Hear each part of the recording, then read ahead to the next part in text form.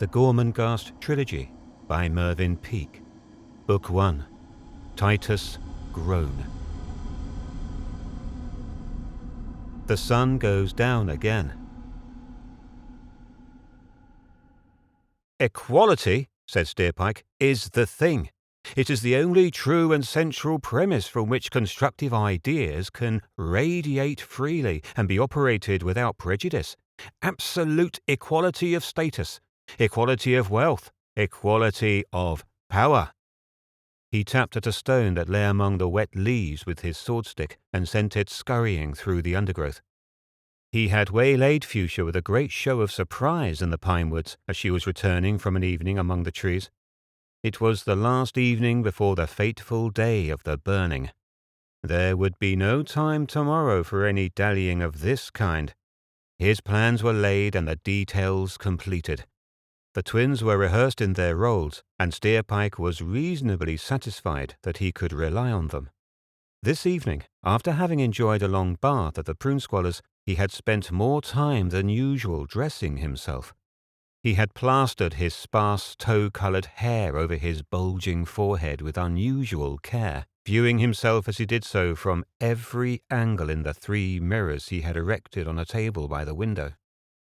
As he left the house, he spun the slim swordstick through his fingers. It circled in his hand like the spokes of a wheel. Should he or should he not pay a quick call on the twins? On the one hand, he must not excite them, for it was as though they had been primed for an examination and might suddenly forget everything they had been taught. On the other hand, if he made no direct reference to tomorrow's enterprise but encouraged them obliquely, it might keep them going through the night. It was essential that they should have a good night's sleep. He did not want them sitting bolt upright on the edge of their beds all night staring at each other with their eyes and mouths wide open.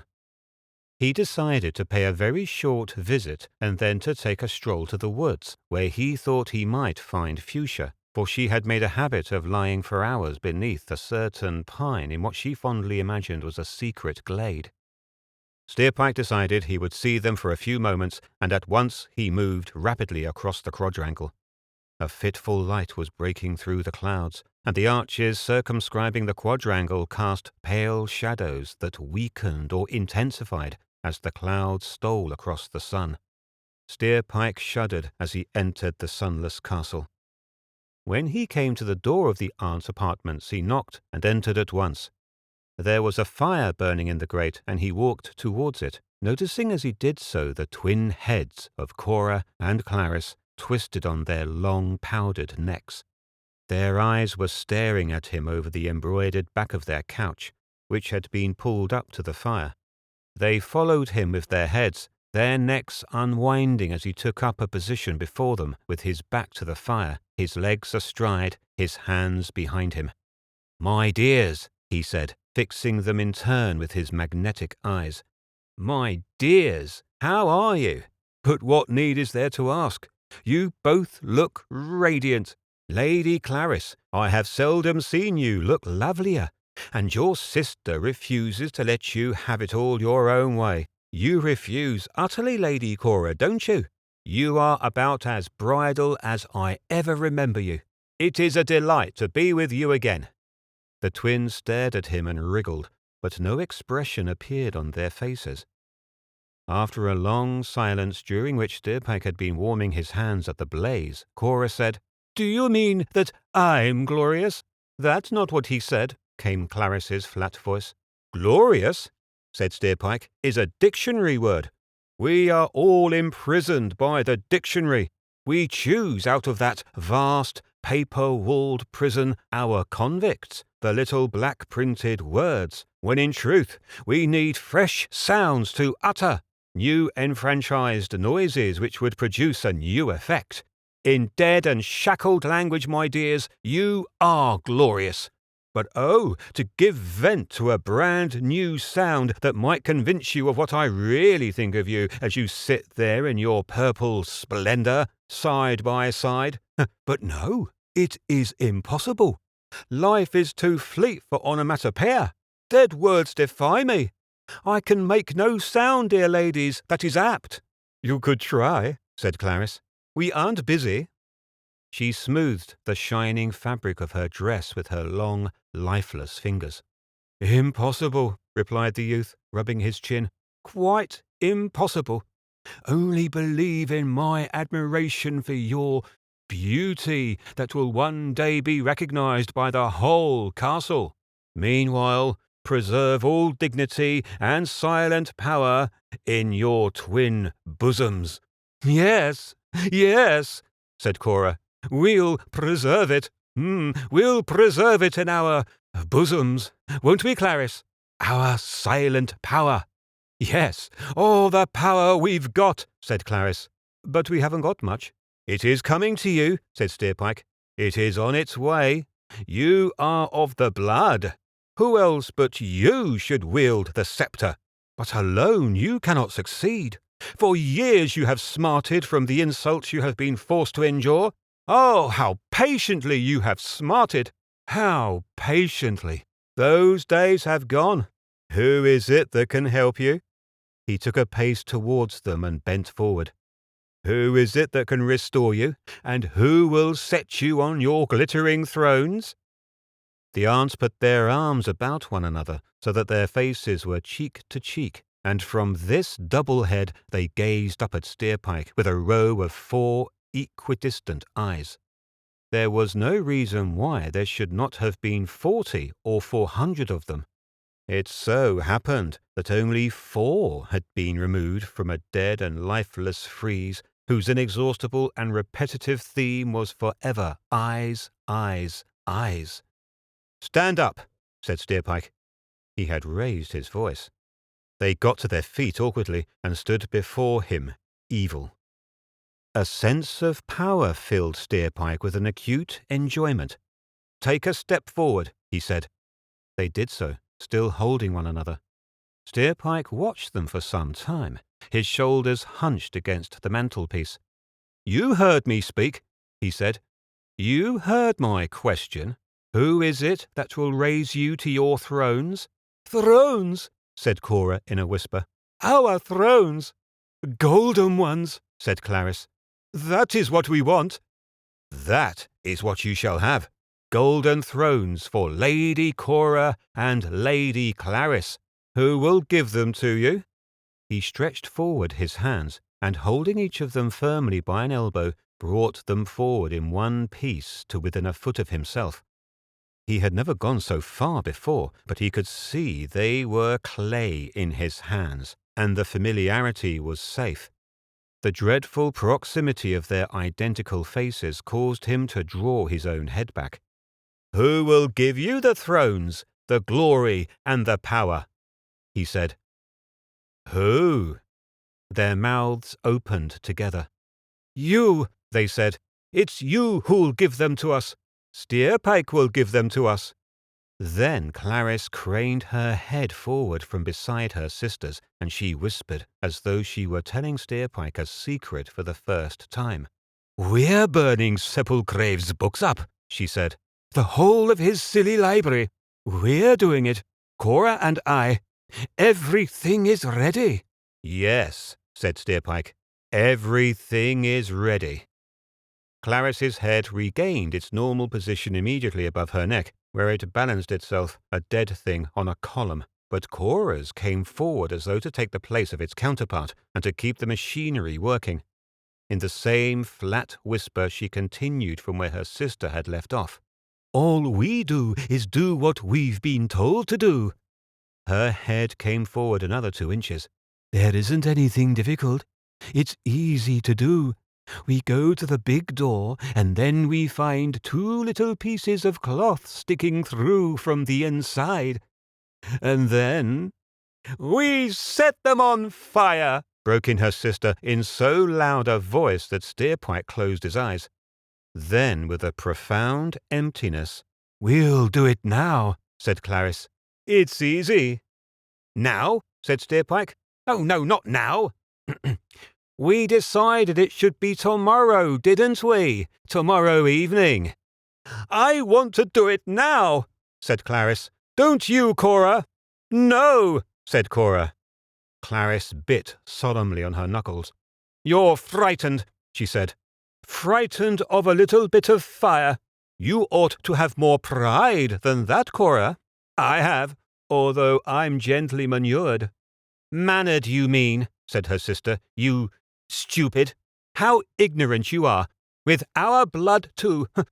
I am ashamed of our likenesses and always will be, so there." Steerpike brushed an elegant green vase from the mantel with his elbow, which had the effect he had anticipated.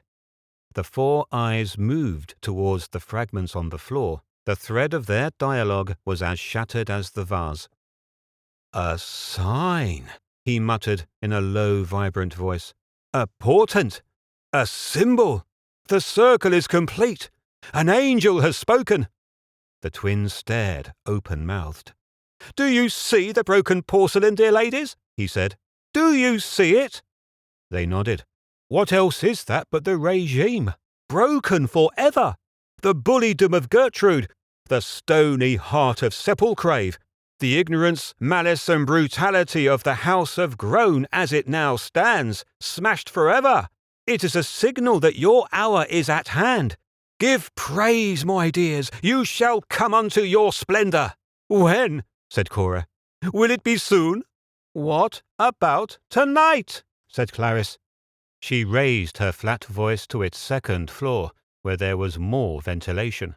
"What about tonight?" "There is a little matter to be settled first," said Steerpike. "One little job to be done. Very simple. Very, very simple. But it needs clever people to do it." He struck a match. In the four lenses of the four flat eyes, the four reflections of a single flame danced.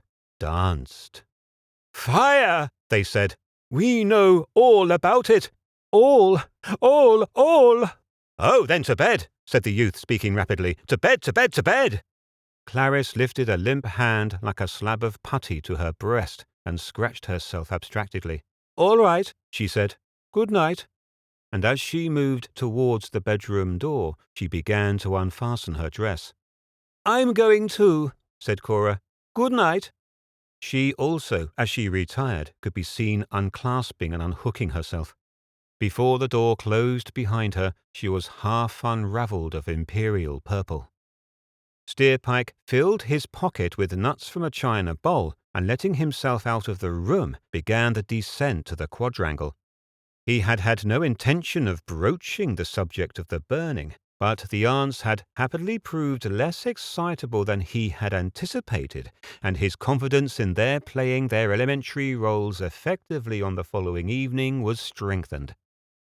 As he descended the stone stairs, he filled his pipe, and on coming into the mild evening light, his tobacco smouldering in the bowl, he felt in an amiable mood, and spinning his sword-stick, he made for the pine woods, humming to himself as he went. He had found Fuchsia and had built up some kind of conversation, although he always found it more difficult to speak to her than to anyone else. First, he inquired with a certain sincerity whether she had recovered from the shock. Her cheek was inflamed, and she limped badly from the severe pain in her leg. The doctor had bandaged her up carefully and had left instructions with Nanny Slag that she must not go out for several days, but she had slipped away when her nurse was out of the room, leaving a scribble on the wall to the effect that she loved her. But as the creature never looked at the wall, the message was abortive. By the time they had come to the edge of the wood, Steerpike was talking airily on any subject that came into his head, mainly for the purpose of building up in her mind a picture of himself as someone profoundly brilliant, but also for the enjoyment of talking for its own sake, for he was in a sprightly mood. She limped beside him as they passed through the outermost trees and into the light of the sinking sun. Steerpike paused to remove a stag beetle from where it clung to the soft bark of a pine. Fuchsia went on slowly, wishing she were alone. "There should be no rich, no poor, no strong, no weak," said Steerpike, methodically pulling the legs off the stag beetle one by one as he spoke. "Equality is the great thing. Equality is everything." He flung the mutilated insect away. "Do you agree, Lady Fuchsia?" he said. "I don't know anything about it, and I don't care much," said Fuchsia. But don't you think it's wrong if some people have nothing to eat and others have so much they throw most of it away? Don't you think it's wrong if some people have to work all their lives for a little money to exist on, while others never do any work and live in luxury? Don't you think brave men should be recognized and rewarded, and not just treated the same as cowards? The men who climb mountains, or dive under the sea, or explore jungles full of fever, or save people from fires. I don't know, said Fuchsia again. Things ought to be fair, I suppose, but I don't know anything about it. Yes, you do, said Steerpike. When you say things ought to be fair, it is exactly what I mean. Things ought to be fair. Why aren't they fair? Because of greed and cruelty and lust for power. All that sort of thing must be stopped. Well, why don't you stop it then? Said Fuchsia in a distant voice. She was watching the sun's blood on the tower of flints, and a cloud like a drenched swab descending inch by inch behind the blackening tower. I am going to, said Steerpike with such an air of simple confidence that Fuchsia turned her eyes to him. You're going to stop cruelty? She asked. And greediness and all those things? I don't think you could. You're very clever, but oh no, you couldn't do anything like that. Steerpike was taken aback for a moment by this reply. He had meant his remark to stand on its own, a limpid statement of fact, something that he imagined Fuchsia might often turn over in her mind and cogitate upon. It's nearly gone, said Fuchsia, as Steerpike was wondering how to reassert himself. Nearly gone. What's nearly gone? He followed her eyes to where the circle of the sun was notched with turrets. Oh, you mean the old treacle bun, he said. Yes, it will get cold very quickly now. Treacle bun, said Fuchsia. Is that what you call it? She stopped walking. I don't think you ought to call it that. It's not respectful. She gazed. As the death throes weakened in the sky, she watched with big, perplexed eyes. Then she smiled for the first time. Do you give names to other things like that? Sometimes, said Steerpike. I have a disrespectful nature. Do you give people names? I have done. Have you got one for me? Steerpike sucked at the end of his sword-stick and raised his straw-coloured eyebrows. I don't think I have, he said. I usually think of you as Lady Fuchsia. Do you call my mother anything? Your mother? Yes. What do you call my mother? I call her the old bunch of rags, said Steerpike. Fuchsia's eyes opened wide and she stood still again. Go away, she said. That's not very fair, said Steerpike. After all, you asked me.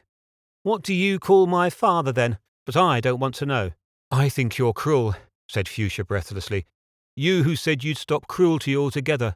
Tell me some more names. Are they all unkind and funny? Some other time, said Steerpike, who had begun to feel chilly. The cold won't do your injuries any good. You shouldn't be out walking at all. Prune Squalor thinks you're in bed. He sounded very worried about you. They walked on in silence, and by the time they had reached the castle, night had descended.